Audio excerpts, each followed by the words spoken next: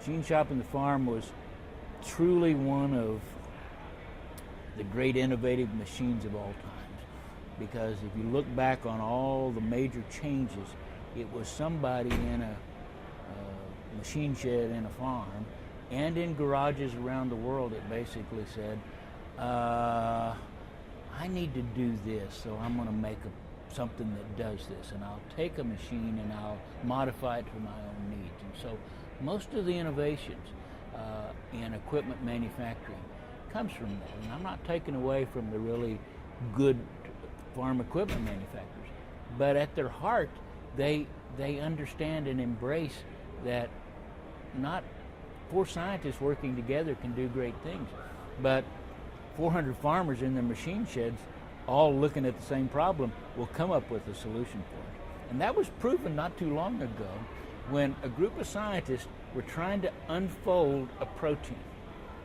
And they just could not. They worked on it and worked on it and worked on it and couldn't figure out a way to get this protein to unfold in the laboratory. Very complicated, biologically.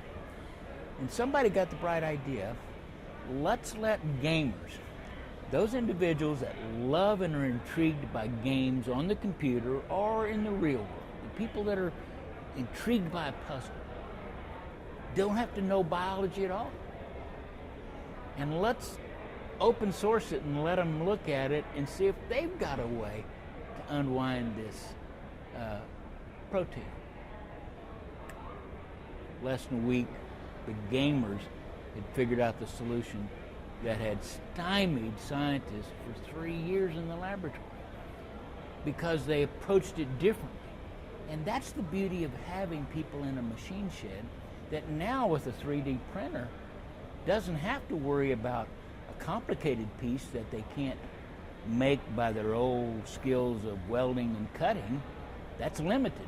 If I got a 3D printer that can do something else with me and make a prototype or make a complicated part that I really need because I'm really trying to solve this problem, now suddenly that farm shop, that garage, which is where Google and Apple and everybody started, were garages with the quote, all of us nerds out there and trying to figure out a problem.